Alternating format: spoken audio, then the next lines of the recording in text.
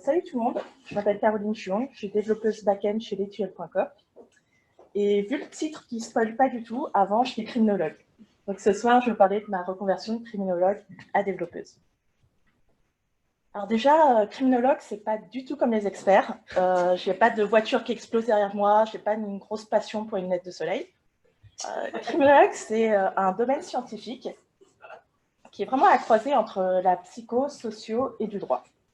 On va chercher à comprendre l'individu, ses interactions avec les autres, quels sont les facteurs de risque, pourquoi à un moment donné, dans quel contexte, il va transgresser la loi et chercher à prévenir. Mes études, elles étaient vraiment intéressantes. J'ai beaucoup appris sur moi, sur la société, sur nos rôles à jouer. Ça m'a aussi aidé à me forger un esprit critique. On devait beaucoup analyser les problèmes complexes, envisager plusieurs hypothèses possibles, plusieurs pistes possibles, et aussi plusieurs lectures d'un phénomène. Donc mes études, elles étaient super intéressantes. Et pourquoi j'ai tout plaqué? Alors en fait, j'ai fait un stage en prévention.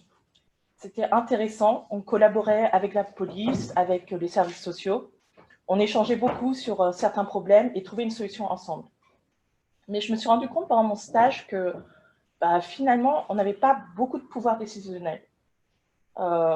Parfois, il y avait des décisions qui étaient prises où on pouvait leur prouver par A plus B que ça ne servait à rien. Il y a des études scientifiques qui prouvent que ça ne sert à rien, mais on n'avait vraiment pas le choix. En fait, voilà, quand on bosse au gouvernement, il y a des personnes au-dessus de nous qui prennent les décisions et tu n'as un peu rien à dire.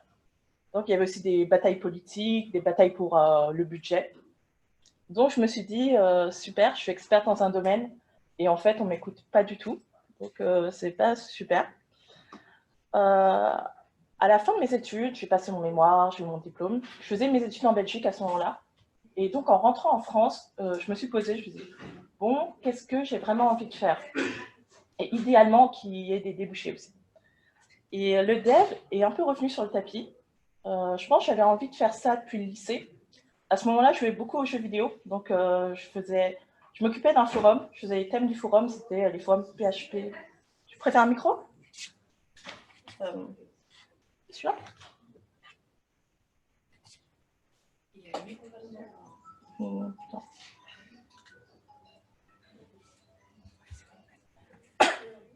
Ok. Vous m'entendez mieux? Un peu plus près? Ok. Le dev, je voulais en faire depuis le lycée, je jouais beaucoup de jeux vidéo. Je m'occupais de thèmes de forum PHP BB, donc je trouvais ça marrant. Mais je me suis dit que pour en faire un vrai métier, il faut quand même faire des études. Et j'avais vraiment pas envie de faire des maths. Je pensais que l'informatique, c'était beaucoup de maths. J'ai fait un bac S. Je me suis bien ramassée en maths. J'ai eu 6. Mais j'ai eu mon bac du premier coup, hein, quand même, avec les autres matières. La classe. Donc, j'avais vraiment très peur de l'échec et je me suis pas lancée dedans. Et plus le temps passe, avec la maturité et d'autres échecs dans la tronche, je me suis dit, bon, je vais me lancer. Au pire, j'échoue et c'est vraiment pas dramatique. Je voulais travailler rapidement. Je ne me voyais pas reprendre 5 ans d'études ou même 3 ans. Je n'avais pas envie de retourner en amphi, je ne voulais pas repasser des examens. Donc, j'ai commencé à regarder les formations courtes. Et là, il y en a plein, mais vraiment plein. Ça va de 3 mois, 5 mois, un petit peu moins d'1 an, des fois de l'alternance. Et toutes promettent d'être la meilleure formation, les meilleurs formateurs, avec les élèves les plus satisfaits et tout ça. Donc, c'est un peu dur de choisir. En cherchant plusieurs écoles, je suis tombée sur la Wild Code School qui venait d'ouvrir à Paris en septembre 2017. Et je me suis inscrite. C'était une formation 5 mois, je fais du PHP et du Symfony. La formation, on avait un formateur, mais globalement, c'était de l'apprentissage par les pairs. On avait une plateforme en ligne où il y avait des ressources, des quêtes à faire, c'était vraiment des exercices. On collaborait entre nous et on se corrigeait entre nous. Il y avait aussi pas mal d'exercices d'algo. On faisait ça en petits groupes. Et on faisait ça en petits groupes. Et c'était sympa, c'est du Code Wars. Donc on faisait un groupe, on avait un clavier. Et le voisin nous disait, tiens, je pense qu'il faut faire ça, et toi, tu es là, tu tapes, et on fait tourner comme ça. Donc, on a participé à des hackathons, c'était chouette. Et au final, 5 mois, c'est vraiment court, vraiment très, très court pour apprendre un métier de zéro. On apprenait vraiment des bases utiles, le strict minimum pour être opérationnel, donc le contenu était vraiment dense. On a fait du HTML, CSS, PHP, de l'orienté objet et du Symfony. Et aussi, pendant cette formation, on avait des projets en groupe et on apprenait par méthode agile. Donc, on faisait nos daily, nos petits Scrum boards, nos tickets, estimer tickets, tout ça. Ce qui était intéressant, c'est le dernier projet en Symfony. On avait un vrai client. Donc, on avait des rendez-vous avec lui, on lui faisait des démos, il nous faisait des retours. On travaillait comme ça, c'est vraiment intéressant. Pendant la formation, j'étais super motivée, j'étais toute contente d'apprendre de nouvelles choses. J'avais vraiment redécouvert le plaisir d'apprendre. Et au final, c'était pas si dur. Je me suis rendu compte que c'est pas insurmontable. Et je pense que le plus gros mur que je me suis pris, c'était au tout début. Je pense que c'est la première semaine, on faisait du bootstrap. Il fallait faire un Space Invader en bootstrap. C'était un atelier, j'étais morte malade. Je partais chez le médecin, donc je n'ai pas pu participer. Et en revenant, tout le monde trouvait ça, ouais, c'est trop facile, bootstrap et tout. Et moi, j'étais en galère, mais vraiment en galère. C'était horrible. Et je me suis dit, bon, Caro, tu viens à peine de commencer, tu es déjà en retard. Tu vas bosser à fond et rattraper tout le monde. Donc, à partir de là, c'est parti tout seul. Je trouvais que le dev, c'était pas si compliqué. Il suffit de lire beaucoup de ressources, savoir chercher les choses, savoir demander de l'aide, s'entraider, faire des tutos. Et finalement, tout marchait, c'était un petit peu magique. Et au pire, il y a toujours Google et Stack Overflow. Ma formation se termine bien et arrive le moment du stage. Alors là, on devait chercher un stage de 4 mois. Et la recherche de stage, c'était tellement un parpaing dans la tronche. Parce qu'à l'école, on nous promet que ouais, c'est un métier en tension, on va tous trouver du taf super facilement, les boîtes vont venir vous chercher, on va avoir des salaires de folie, on va tous travailler dans des boîtes super cool, il y aura un baby-foot, tout est génial, tout ça. Aucune inquiétude à avoir. Et dans la réalité, c'est dur, mais c'est vraiment dur. J'avais beau super bien réussir mes projets, être douée dans ce que je faisais, convaincre quelqu'un de nous accepter juste pour un stage, c'est super difficile. Surtout que les stages, il faut savoir faire le tri. Il y avait des offres de stages qui ont une longue liste de compétences. Parfois, il fallait 2 ans d'expérience juste pour un stage. J'ai eu des recruteurs qui m'ont appelé pour pas du tout la bonne techno, pas du tout bon diplôme. Ok. J'ai passé des entretiens dans des startups où, pendant l'entretien, je me suis rendu compte que, en fait, je vais être la seule dev de la boîte. Personne pour m'aider. Il y a un gros projet à développer. En gros, ils avaient juste une idée et vas-y, fais ta magie. Et cherche une personne qui aime être challengée. Alors, je vous dis, si une boîte vous dit que ça va être challengeant et très rewarding, il faut juste fuir. Mais vraiment. Parce que je suis là en stage, c'est pour apprendre auprès de quelqu'un, c'est pas pour faire un stage / CDI caché, payer 500 balles.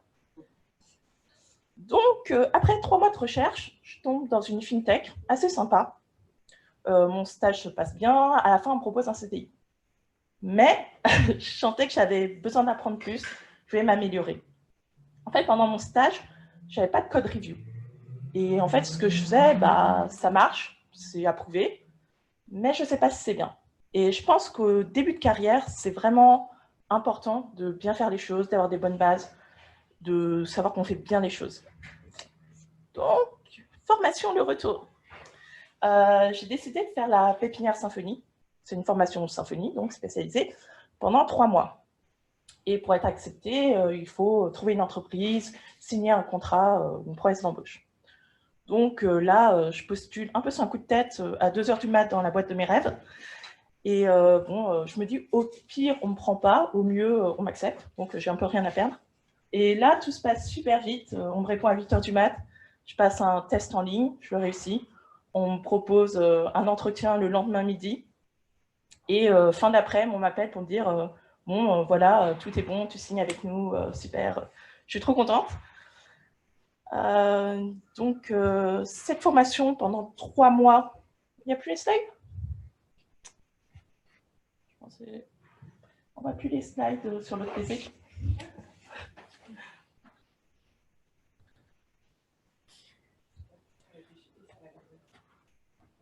Je crois que si j'appuie pour bouger, non. Je crois que c'est merveilleux.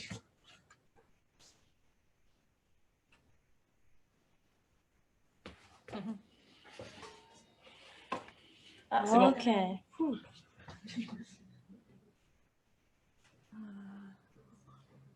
Bon, ça, c'est bien. On voit. Ça va? Ouais. Donc, je fais ces 3 mois de formation. J'ai approfondi mes compétences. Il y a pas mal de choses que je connaissais déjà, comme Syllabi Symfony. Mais en fait, comme il y avait aussi des choses qui étaient hyper obscures dans ma formation précédente, qui m'ont paru limpides, là. On avait aussi un projet de fin de formation, soutenance avec un jury. Et là, j'étais super contente parce qu'il y avait mes futurs collègues qui étaient venus en soutien pendant ma soutenance, c'était trop cool. Donc tout se passe bien, je réussis tout ça et ça y est, je suis officiellement développeuse, c'est le début d'une nouvelle vie. Donc aujourd'hui, ça fait un peu plus d'1 an que je suis chez Litiol.coop. On est une ESN, donc je travaille en mission chez un client.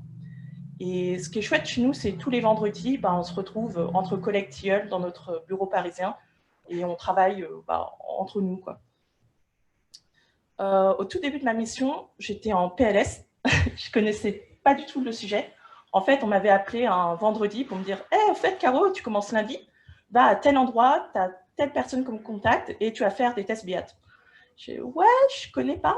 Ouais, c'est pas grave, tu as le week-end pour apprendre. » Donc, j'ai appris le week-end et sur le tas, vraiment, pendant la mission.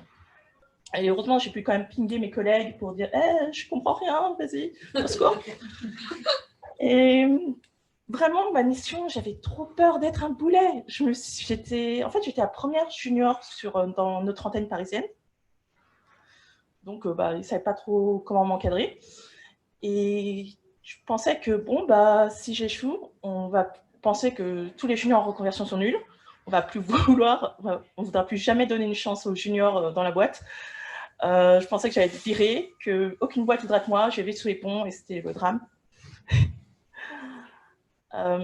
Et vraiment, au début de ma mission, j'ai eu plein de soucis de réseau chez le client, des problèmes de cœur. Je me sentais trop nulle. À un moment, j'ai eu envie de démissionner, tellement j'étais en galère et je sentais que je n'avais pas ma place ici. Mais je trouve que j'ai eu beaucoup de chance d'avoir des collègues bienveillants. Ils m'ont dit « Non, mais tu fais un bon boulot, arrête de stresser. » Comme ils me chopaient en train de travailler tard, parce que parfois, je faisais des heures sup, je trouvais que je suis junior, je ne travaille pas assez vite, le client il veut que ce soit livré. Donc, je faisais plein d'heures sup et mes collègues, quand ils me chopaient, parce que dès que je couchais sur GitLab, ils avaient un mail, ils me pingaient tout de suite sur Slack pour dire « Non, mais rentre chez toi, vas-y, t'inquiète, c'est que du boulot, ça peut attendre. Le client, tant pis, il attendra. C'est pas le drame. » Donc, après m'être fait choper plusieurs fois comme ça, à bosser tard, j'ai arrêté. Et finalement, j'ai un meilleur équilibre. Maintenant, je sais, je travaille. Il y a un moment où il faut stopper, rentrer chez moi, prendre un verre et tout va bien. Au final, est-ce une reconversion réussie? Avant, je ne m'étais pas vraiment posé la question. Puis, j'ai un pote qui me fait « Hey, Caro, ce serait bien que tu fasses un talk, tu as fait une reconversion réussie. » Ma première réaction, c'était « Ah bon ?» Puis, « Ouais, on ne m'a pas viré. » C'est que ça va. Et je pense que c'est hyper dur d'évaluer si on a réussi ou pas. Je pense que j'ai pas mal de syndrome de l'imposteur. J'ai l'impression que si je suis là, c'est par hasard, par chance, que j'ai juste rencontré les bonnes personnes au bon moment. Il n'y a pas spécialement de mérite. Et un jour, un mec m'a sorti « Ouais, au fait, t'es recruté parce que t'es une femme. C'est facile pour toi. » Là, ce mec-là, dans ma tête, j'étais en train de le poignarder 15 fois, brûler sa maison. Et ça m'a vraiment énervée. Je me suis dit, non mais sérieusement, j'ai fait tous ces efforts, tant de sacrifices, j'ai très peu dormi pendant mes formations, j'ai lutté, j'ai douté de moi, et tout ça pour qu'on me dise, finalement, ta place, c'est parce que t'es une meuf. Donc voilà, je trouve que j'ai du mal à me sentir légitime dans mon taf, surtout le fait de ne pas avoir un super diplôme. Voilà, je suis pas un G, j'ai pas un bac+5, j'ai juste fait quelques mois de reconversion. Il y a aussi certains devs qui pensent que tu n'es pas un vrai dev parce que tu n'es pas un G. Et les offres d'emploi qui mettent tout le temps, voilà, bac+5, diplôme d'ingé, alors que les compétences au quotidien, je les ai, je taffe, tout va bien. Finalement, avec plus de recul, en rencontrant du monde, je me rends compte que la reconversion, je ne pars pas totalement de zéro.